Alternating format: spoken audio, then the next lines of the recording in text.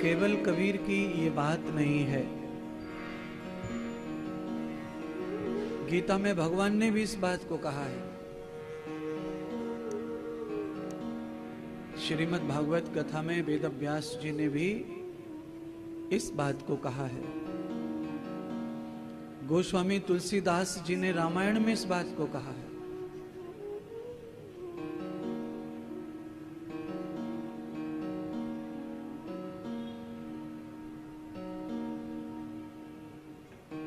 जो फल बोया जस फल चाखा,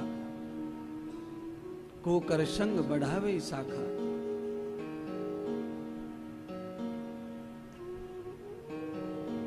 इसका तात्पर्य क्या है? ये व्याख्यान आज प्रथम दिन क्यों सुनाया जा रहा है?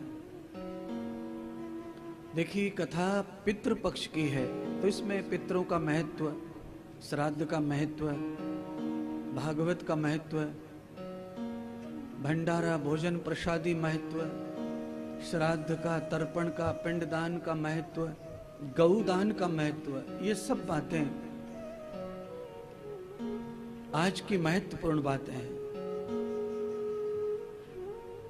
पर धीरे धीरे इस सब चीजों का सहारा लेंगे और आपको समझाते चलेंगे। पर पहले बुद्धि का ठिकाना सही बैठना चाहिए, क्योंकि बुद्धि पूरी तरह बुद्धि का नाश हो चुका है और बुद्धि इतनी चपल हो गई है, गंदगी से भरी पड़ी है बुद्धि, और न जाने कितना बुद्धि में संशय भरा हुआ है, दुष्टाचार भरा हुआ है।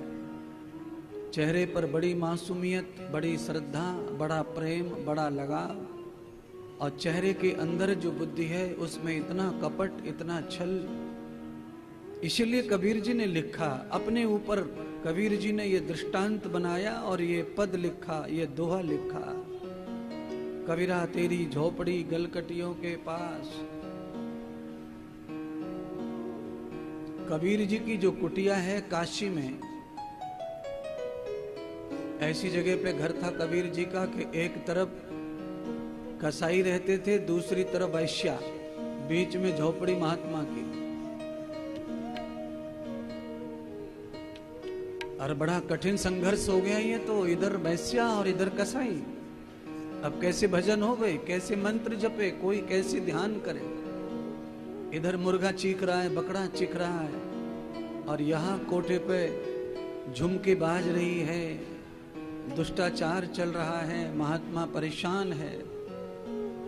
पर महात्मा अपना भजन करता है, परेशान है, इसलिए उसने लिखा, कबीरा तेरी झोपड़ी गलकटियों के पास।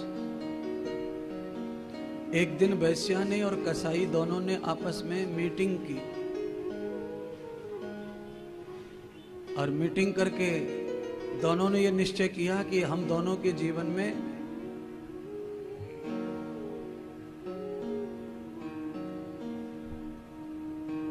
ये अड़चन है, ये महात्मा, तो इसकी अड़चन मिटा दो। मिटाना चाहिए था कबीर जी को, पर कबीर जी संत हैं, भजनानंदी हैं, उनके मन में कपट नहीं है। हाँ, परेशान है संगत से, पड़ोसियों से, पर मन में कोई घृणा, कोई ईर्ष्या, कोई क्रोध नहीं उनके प्रति। महात्मा की झोपड़ी उजड़े और उस जगह पर कोई वैश्या बसे, कोई कसाई बसे, तब इनको अच्छा लगे, ये इनका विचार था।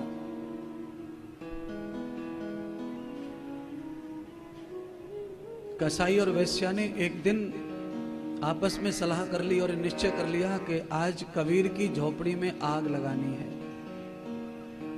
ना रहेगा बांस, ना बजेगी बांसुरी। घर ही नहीं रहेगा तो ये बाबा कहां से आएगा जाएगा, मरेगा कहीं गंगा के किनारे। और वही दिन आया, वही समय आया, रात्रि हुई, कसाई ने और वैश्या ने मिलकर के कबीर की झोपड़ी जला दी महाराज। कबीर की झोपड़ी में आग लगी। फूस की झोपड़ी थी, बांस बल्ली से बनी थी, बांस जलने लगे तो फटने लगे, फटने लगे तो उनमें से चिंगारियां उड़ने लगी, और चिंगारियां उड़ी तो हवा चले, और हवा चले तो पहली चिंगारी जाकर के वैश्या के महल में गिरी। वैश्या के महल में आग लग गई।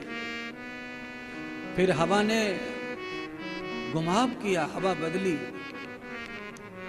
कसाई के घर की ओर हवा आई तो कुछ चिंगारियां कसाई के घर में आके गिरी, कसाई का भी घर जल गया। कबीर जी आए और देखा उनकी झोपड़ी तो जल गई, पर साथ में कबीर की झोपड़ी तो ऐसी थी बांस बल्ली की, वो तो जल गई तो सुबह दूसरी बन जाएगी, पर इनके कोठे, महल, हवेलियां। कबीर जी ने मन ही मन कहा, करेगा सो भरेगा तू क्यों होत उदास।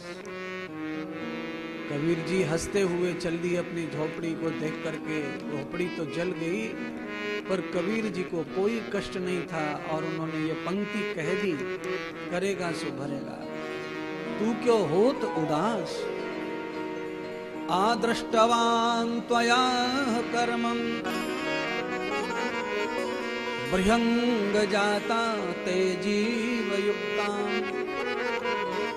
भवतन्न मनसौ कर्मं च भूषि यावत् पापै किल्वसैरभञ्जः।